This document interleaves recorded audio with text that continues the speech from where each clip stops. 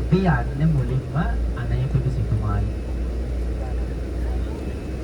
අනේපිඩු සිටුමාලි ගාව සහ අඟුලිමාල තිලක දේශනා කරපු ස්ථානය බලන්න. ඒ ස්ථාන දෙකට පූජා කරන්න කිසිම දෙයක් අවශ්‍ය නැහැ. ඊට පස්සේ අපි යනවා ජේතවනාරාමය ඇතුළට. එතකොට ඔයගොල්ලෝ ගෙනාවු පූජා කරන්න මොනවා හරි ආනන්ද බෝධීන් වහන්සේට සුගන්ධ කුටියට පූජා කරන්න ගෙනාවු මොනවා හරි දේවල් තියෙනවා නම් ඒ ටික අරගෙන බහින්න ඕන.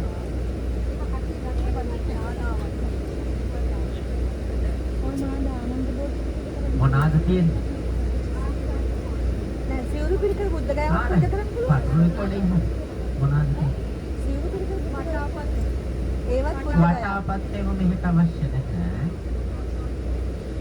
සාමාන්‍ය මෙහෙමයි ඔයගොල්ලෝ ගෙනල්ලා ඇති කොට්ට වගේ ඒවා. ඒවා පූජා කරන්නේ කුජිනාරාම වල. එතකොට පිළි වැඩි සංගලවල් වගේ දේවල් ගෙනල්ලා ඇති. ඒවා සාමාන්‍ය පූජා කරන්නේ කුජිනාරාවට රුක්මිණීට බුද්ධයාවට වගේ. එතකොට ඔයගොල්ලෝ රසකස් කරපු විශේෂ සාධු පූජා කරන්නේ කුජිනාරාම වලට. ඊට අමතරව ඔයගොල්ලෝ ගෙනාවු අනෙක් පූජා ද්‍රව්‍ය ඕනෑම තැනකට පූජා කරන්න පුළුවන්. මේ පටන් ගත්ත පළවෙනි තැන. ඒ නිසා කලවල වෙලා වටපිටාවටම වෙඩි තියාගෙන යන්න එපා. අන්තිම වෙනකොට අනේ මොන හරි ගන්න බැරිද පූජා කරන්න කියලා අහන එක අහනවා වගේ. ඈ? ඔව්. අර බුද්ධ පූජා වහන කවර මෙහෙට ඕන නැද්ද දන්නේ. බුද්ධ පූජා වහන කවර ගත්තද? අම්මෝ තියෙනවා. මෙහෙට ඕන මේ සෙට් එකක් ගන්න දැන් අපි ගිලම්පස බුද්ධ පූජාවක් තියෙනවා දැන් ඇතුලේ. ගත්තේ නෑනේ. ඔව් ගාව තියෙනවා. අපඩ නෑ නෑ තියෙනවා ගොඩක් තියෙනවා. මං කියවල සෙට් එකක් ගන්න. තියෙනවා. අර කළු ඩොක් හරි. එතකොට ඒක ලෑස්ති කරගන්න. එතකොට අපි සුගන්ධ කුටිය ඇතුළු ජේතවනාරාමයේ වන්දනා කරගෙන ඇවිල්ලා අන්තිමට සුවඳමල් පූජාවක් කරනවා. ඊට පස්සේ ආලෝක පූජාව කරලා අපි විහාරයෙන් එළියට එනවා. ඇවිත් නැවත අපි යනවා අපේ ලංකාවේ වංශය. එතෙන්ට ගිහිල්ලා ධාතුන් වහන්සේලා ඔයගොල්ලන්ට ඇස් දෙකෙන් දකින්න පුළුවන්. දැක්කලා වන්දනා කරලා ඉසේ තියලා ආශිර්වාද කරගන්න. කැලලක් හැලුනේ. දැන් ඒක කරගෙන ආව නම් අපිට විහාරේ කියන්නේ දවල් කාලේනේ මැනේජ් කරගන්න ඕනේ. දවල් කාලේ මොනවා හරි වුණොත් ඒ කියන්නේ අපිට අපරාධයි. අද ඔයගොල්ලෝ උදේ පාන්දර බීදුම තිබ්බට කවන්නේ අද ලකි. අවුව තියනවා කියලා ඉවරලා සීතලට තියෙන ඇඳුම් ටික බස් එකේ තියලා එන්න එපා. මොකද ඒ අවුව තිබ්බා වගේම තමයි ටක් ගාලා අවුව නැති වෙනවා. සීතල බීදුම එන්න පුළුවන්. සාමාන්‍යයෙන් හවස 4:00 වගේ වෙනකොට අඳුර වැටෙනවා කියලා හිතා ගන්න. අඳුර වැටෙනවා. ඒක නිසා අපි මේ විදිහට වෙනවා යමු.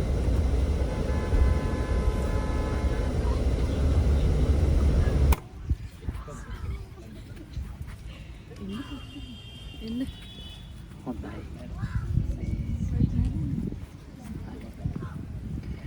දැන් හැමෝම මේ කෑම කෑමද? එහෙනම් කමක් නැහැ. මොකද මේ උදේම ආපු ගමන්නේ නේද? හරි. දැන් අපි ආවේ කොසල් රටේ අග නගරයට. කොසල් රටේ අග නගරයට. එතකොට කොසල් රටේ අග නගරේ නම ශ්‍රාවස්තිය. සිංහලෙන් කියනවා සවැත් නුවර කියලා. එතකොට කොසල් රටේ අග නගරේ ඉඳලා තියෙනවා සිටුවරු ගණනාවක්. එක්කෙනෙක් ආනන්ද, අනිත් එක්කෙනා අපුත්තක, අනිත් එක්කෙනා බිලාලපාදක, අදිත් එක්කෙනා අපුත්තක, බිලාලපාදක, ආනන්ද, ඒ වගේම තව ඉඳලා තියෙනවා සුදත්ත කියලා එක්කෙනෙක්. සුදත්ත කියන සිටුවරයා ගොඩාක් සල්ලි තිබ්බ කෙනෙක්. ඒ නිසා එයා සල්ලි පොලියට දෙනවා. එතකොට සල්ලි වැඩියෙන් හම්බෙනවනේ. ඒ හම්බෙන වැඩි සල්ලි වලින් ඔය අනාථයන්ට අසරණයන්ට පොඩ දෙනවා. ඉතින් ඒක මිනිස්සු දැක්කා. දැක්ක මිනිස්සු කිව්වා අනාථයන්ට අසරණයන්ට පොඩ දෙන මේ මිනිහා අනාථ පිණ්ඩිකෙක්මයි කියලා කිව්වා. එහෙනම් සුදත්ත කියන ලස්සන නමක් තිබිච්ච මිනිහයාට මිනිස්සු කියපු නම අනාථ පිණ්ඩික. එතුමාගේ ගේ තමයි මේ තියෙන්නේ. එතකොට පොඩි කොටසයි අද ඉතුරු වෙලා තියෙන්නේ. මේක හිටපු අනාථපිණ්ඩික සිටුතුමා තමයි ජේතවනාරාමේ හදලා පූජා කළේ. මේක හිටපු අනාථපිණ්ඩික සිටුතුමා තමයි ශාසනයේ අග්‍ර දායක পদවිය ලැබුවේ. මේක හිටිය අනාථපිණ්ඩික සිටුතුමා තමයි දවසකට 3 පාරක් ජේතවනාරාමයට ගියේ. මේක හිටපු අනාථපිණ්ඩික සිටුතුමා මේ ශාසනයට මහත් සේවාවක් කරපු කෙනෙක්. ඉතින් ඒතුමාගේ මාලිගාවේ කොටසක් තමයි මේ තියෙන්නේ. ඉතින් අපි හෝමම තව ටිකක් ඉස්සරහට ගිහිල්ලා සිටුවරයාගේ මාලිගාව බලමු. මේ උඩට යන්න අවසර දෙනවද දන්නේ නැහැ. දෙනවනම් අපි අර පඩිපේලිය දිගේම උඩට ගිහින් බලමු. වලවල් 3ක් තියෙනවා. හඳුන්වන්නේ සිටුවරයාගේ සල්ලි තිබුණු තැන් කියලා.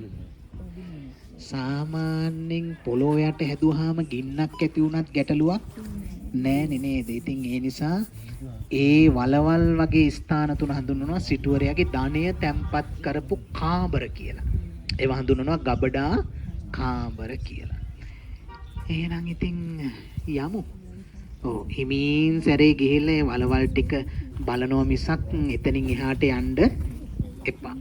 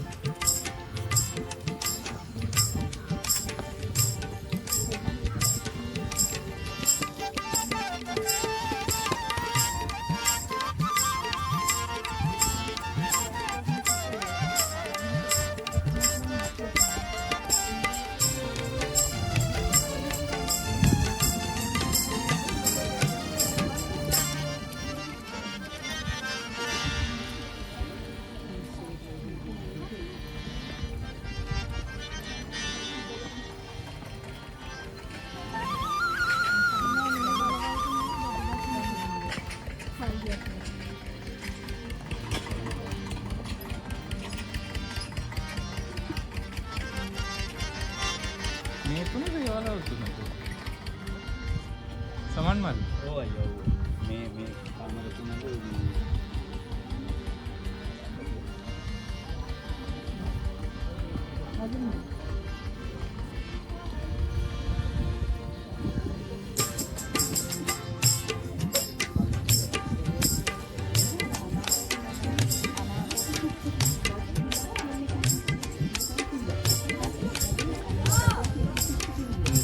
बोला तिला नाही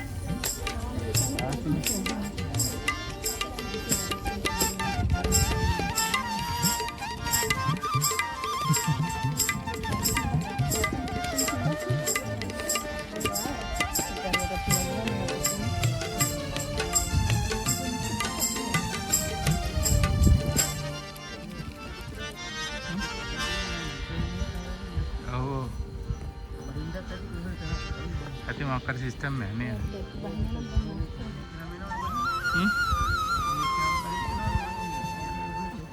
Kan kami pergi ini.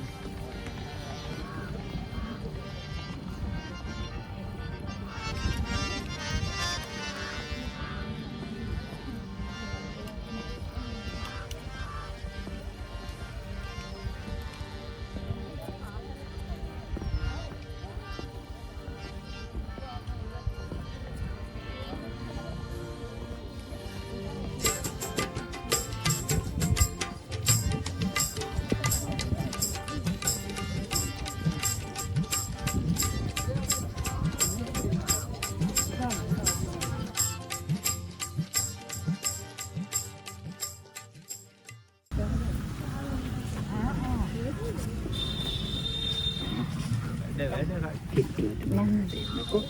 හරි. දැන් අපි දැක්කනේ අනේ පිටු සිටුතුමාගේ මාලිගාව තිබුණේ. දැන් මේ ටවුමේනේ. ඒතර මේ හරිය ගෙවල් තියෙන්නත් ඇති. එතකොට ඔය හාමුදුරුවෝ පිණ්ඩපාතේ වඩිනවනේ. එතකොට අඟුලිමාල රහතන් වහන්සේට හඬක් ඇහිලා තියෙනවා. කාන්තාවක් කෑ ගහනවා. එතකොට ඒ හාමුදුරුවෝ ඒ හඬ අහගෙන ජේතවනාරාමයට ගිහිල්ලා බුදුරජාණන් වහන්සේට කියනවා බුදුරජාණන් වහන්සේ මේ කාන්තාවක් දරුවෙක් බිහි කරගන්න බැරුව වේදනාවෙන් කෑ ගහනවා මට ඇහෙනවා. බැරිද මට ඇයට පිහිටක් වෙන්න කියලා. එතකොට බුදුරජාණන් වහන්සේ ආන්ගේ අඟුලිමාල රහතන් වහන්සේට වඩා පුළුවන්. ඉගෙනුවා මොකද්ද අඟුලිමාල පිරිත. අනේ ඒක ඇවිල්ලා කිව්වට පස්සේ ඒ කාන්තාවට කරදරයක් නැතුව දරුවා ලැබුණා. අන්න ඒ සිදුවීම සිදුවිච්ච තැන තමයි මෙතන. ඉතින් මෙතන පිරිත් කිව්වහම කරදරයක් නැතුව දරුවා හම්බුණානේ. ඒ කතාව මේ මුළු කොසල් රටේම ප්‍රසිද්ධියටපත් වුණානේ. ඊට පස්සේ කවුරුත් මෙතන පූජනීයත්වයෙන් සැලකුවා. ඊට පස්සේ මෙතන චෛත්‍යයක් හැදුවා. ඒ හැදූ චෛත්‍යෙට කියනවා අඟුලිමාල චෛත්‍ය කියලා. ඉතින් දැන් චෛත්‍ය කියන ඒවා එක එක හැඩතල තියෙන චෛත්‍ය තමයි තියෙන්නේ. දැන් අපි දකින්නේ ලංකාවේ ඇතුළු එක එක රටවල් වල 아무තු විදියටනේ චෛත්‍ය තියෙන්නේ නේද? අන්න ඒ වගේ මෙතන තියෙන්නේ මෙහෙම වටේට කොටුවක් වගේ තියෙනවා. ආයෙ තව කොටුවක් වගේ තියෙනවා. ආයෙ තව කොටුවක් වගේ තියෙනවා. ඊට පස්සේ තමයි චෛත්‍ය තිබිලා තියෙන්නේ. අහලා ඇති දැකලා ඇති බුරුමේ තියෙනවා යැන්ගොන් කියලා ප්‍රධාන නගරේ. අපි කියන්නේ මේ බුරුම අගනගරේ. ඒකේ තියෙනවනේ ස්වේසිගොන් කියලා චෛත්‍යයක්. අපි කියන්නේ ස්වේදගොන් චෛත්‍ය කියලා නේද? ඒකත් එහෙමනේ අර නිකන් තට්ටු ඒ වගේ තමයි තිබිලා තියෙන්නේ මෙතන. ඉතින් මේ 12 වෙනි සියවසේ මුස්ලිම් අය මේව විනාශ කරනවා. විනාශ කරනාට පස්සේ නටුබුම් බවට පත් වෙනවා. මේවා ඉතින් මේ වගේ කැලෙන් වැහිලා තියෙද්දි ඉංග්‍රීසි අය එංගලන්තේ සුදු අය ඇවිල්ලා මේ රට අල්ලගෙන පාලනය කරන කාලේ 1863 එංගලන්තෙන් මෙහෙට ඇවිල්ලා තියෙනවා ડોක්ටර් කනින්හම්, ජෝන් මාෂල්, වෝක්, පිපරාවා කියලා පිරිසක්. මේගොල්ලෝ මේවා මොනවද කියලා බලන්න කැනීම් කරලා තියෙනවා. එතකොට තමයි ඒගොල්ලන්ට හම්බෙලා තියෙන මේවා බෞද්ධ විහෙර විහාරවල නටබුන් කියලා. ඒගොල්ලෝ ඒවා කැනීම් කරනකොට තිබ්බ විදිහටම සංරක්ෂණය කරනවා. ඒ සංරක්ෂණය කරපුවා තමයි මේ තියෙන්නේ. එනම් මේ දිනේ අඟුලිමාල රහතන් වහන්සේ දරුවෙක් බිහි කරගන්න බැරුව වේදනාවෙන් හඬනකොට අඟුලිමාල පිරිත දේශනා කරපු තැන එතන හදාපු මේ චෛත්‍යය කියනවා අඟුලිමාල චෛත්‍ය කියලා. ඒ චෛත්‍යයට අපගේ නමස්කාරයම වේවා. දැන් ඔබට නිකන් හිතෙන්න පුළුවන් ආමතුරුරු පින්ඩපාතේ වැඩියා නම් අනිත් ආන්දරන්ට මේ සද්දේ ඇහුන්නේ නැද්ද නේද? අඟුලිමාල රහතන් වහන්සේට මොකද මේක ඇහිලා ගිහලා බුදුරජාණන් වහන්සේට මෙහෙම කිව්වේ කියලා. ඒකට හේතුවක් තියෙනවා. අඟුලිමාල වෙන්න ඉස්සෙල්ලා යා කවුද? අහිංසක. කොහෙද ජීවත් වුනේ? මේ සවැත් නුවර. එයාගේ අම්මගේ නම බාගී, එයාගේ තාත්තගේ නම බාගීව බ්‍රාහ්මණ තුමා. අම්මගේ නම මන්තානි බැමිණි. මේ දෙන්නගේ පුතා අහිංසක. මේ සවැත් නුවර ජීවත් වෙලා තියෙනවා. ඒකට බාගීව බ්‍රාහ්මණ තුමා වැඩ කරලා තියෙන්නේ කොසල් රජුගේ මාලිගාවේ. සල්ලි ගොඩක් තියෙනවා. රජුගේ මාලිගාවේ වැඩ කරන හින්දා. ඒ හින්දා තමයි ඒගොල්ලෝ පුතාව උගන්වන්න තක්ෂලාවට ගිහිල්ලා බාල දුන්නේ. එතකොට ඒ කාලේ හැමෝම ඉගෙනගෙන නැහනේ. ඉගෙන ගත්තේ කවුද? රජවරුන්ගේ ළමයි, සිටුවරුන්ගේ ළමයි, බමුණන්ගේ ළමයි. ඔච්චරයි. මොනවද ඉගෙන ගත්තේ? අන්න හරි වේදේ ඉගෙන ගත්තා. කඩු ශිල්ප, දුනු ශිල්ප, ඊළඟට වෙදකම. ඉතින් ඒ නිසා අන්න වෙදකම දන්න මෙයාට හඬෙන් කියන්න පුළුවන් මේ වැඩේට තමයි මේ වේදනාවෙන් කෑ ගහන්නේ කියලා. ඒකයි. එහෙනම් අපි අඟුලිමාල චෛත්‍ය මේ පැත්තෙන් හොම ගිහින් බලලා මේ පැත්තෙන් එමු. එතකොට බලන්න පුළුවන්. අර අතනින් ඉස්සරහෙන් තියෙනවා චෛත්‍ය හාරපු විදිය. මේම ඇතුළට හාරලා තියෙනවා. ඒකත් බලාගෙන අපි අඟුලිමාල චෛත්‍ය වටයක් ගිහින් එමු. මේ පැත්තෙන් ගියාම අපි චෛත්‍යයට ප්‍රදක්ෂිනා කරා වෙනවා.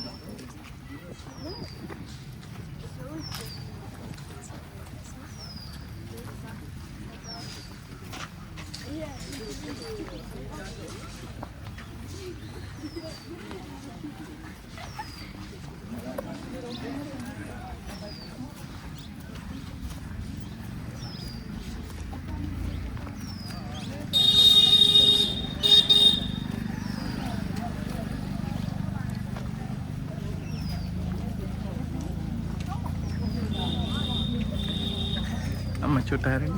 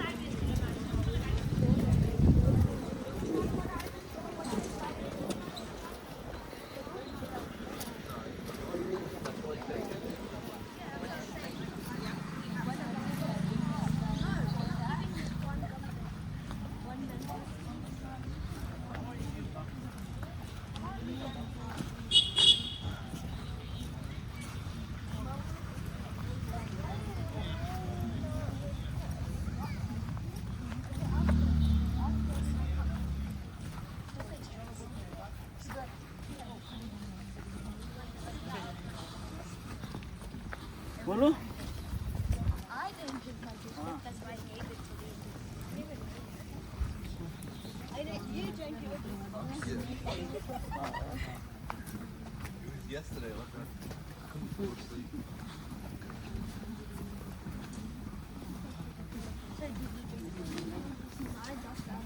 You would have been asleep. You were also asleep.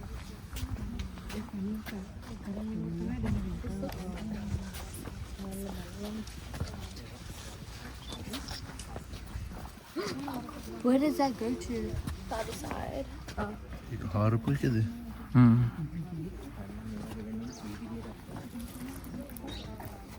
How is the gate still there?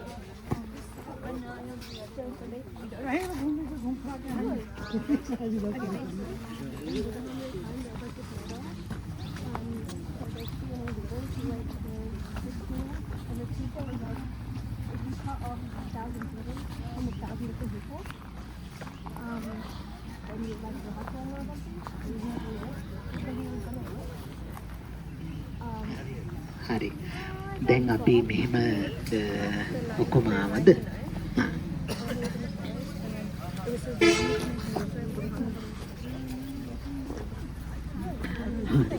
දැන් අපි මේ අඟුලිමාල පිරිත දේශනා කරපු තැනට ආපු වෙලාවේ නේද?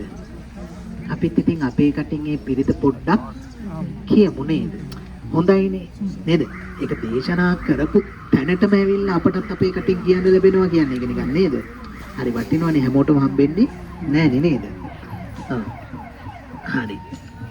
ආවද ඔක්කොම? හරි.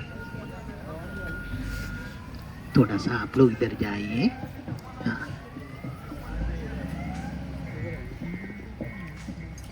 හරි. අපි මේ පැත්ත බලාගෙන කියමු. නමෝ තස්ස භගවතෝ අරහතෝ සම්මා සම්බුද්දස්ස නමෝ තස්ස භගවතෝ අරහතෝ සම්මා සම්බුද්දස්ස නමෝ තස්ස භගවතෝ අරහතෝ සම්මා සම්බුද්දස්ස යතෝහං භගිනි අරියාය ජාතියා ජාතෝ නාබි ජානාමි සංචිච්ඡපාන ජීවිතා ඕරෝපේතා තේන සච්චේන සොත්තිතේ හෝතු සොත්තිගබ්බස්සාති සාදු සාදු සාදු. ඉතින් මේ පිරිතට උඩිනුත් තියෙනවා පොඩි ගාථාවක්. පරිත්තම් තම්බනං තස්ස නිසින්නට්ඨාන දෝනං උගත් කුටකම්පි විනාශේති ගබ්බමේව පරිස්සයන් සොත්තිනා ගබ්බොට්ටානං කියලා. ඒකේ තියෙනවා අන්තිම කොටසේ කප්පට්ටායි මහා තේජං පරිත්තම් තම්බනා මේ කියලා. ඒ කියන්නේ මේ මහා භද්‍ර කල්පය අවසන් වුණත් ඒ පිරිතේ ශක්තිය අඩු වෙන්නේ නැහැ කියලා කියනවා. ඉතින් ඒ වගේ වටිනා කියන පිරිතක් දේශනා කරපු තැනට හදවතින්ම අපගේ নমස්කාරය වේවා. හරි. එහෙනම් අපි ජේතවනාරාමේ පැත්තට යමු නේද? බස් එකට යමු.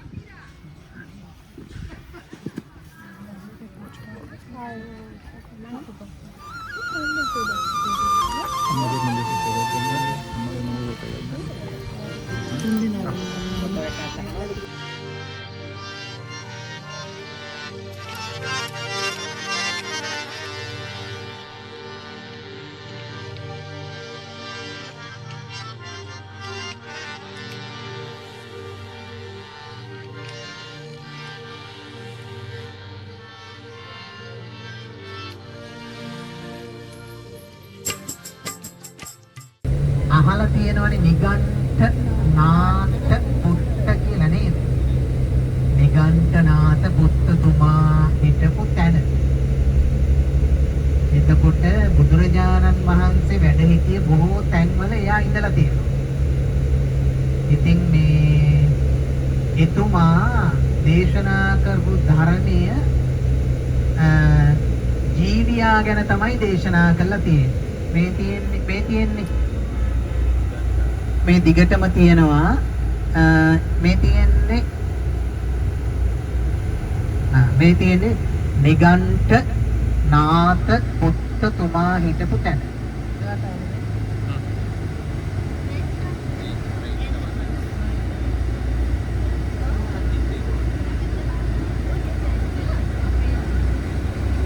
ඉතින් එතුමා දේශනා කරපු ධර්මය ජීවියා ගැන තමයි දේශනා කරලා තියෙන්නේ.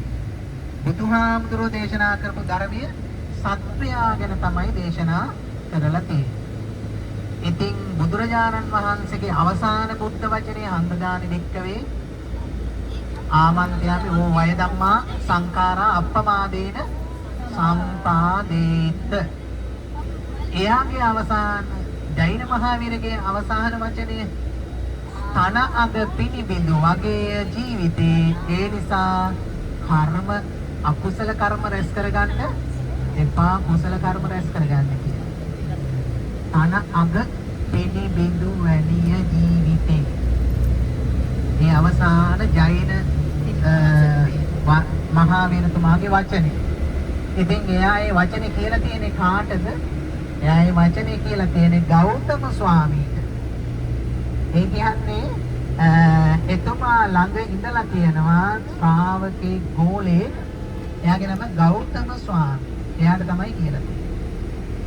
එතකොට බුදුරජාණන් වහන්සේ නම් හැමෝටම පොදුවේ තමයි කිව්වේ අර බුද්ධ වචනේ. නමුත් ජෛන මහාවීර අර වචනේ කියලා තියෙන්නේ ගෞතම ස්වාමීට. මෙහි තියෙන මේ ප්‍රධාන පාරේ නිගණ්ඨ පන්සල් ඒවට ගියාම ওই ගෞතම ස්වාමීගේ තියෙනවා මේ පිළිමයක් එහෙම හදලා බලන්න පුළුවන්. ඉතින් මේ යන ගමනේදී බරණැසට ගියාම බලන්නකෝ බරණැස ධම්මික ස්තූපේ ළඟම තියෙනවා නිගණ්ඨ පන්සල.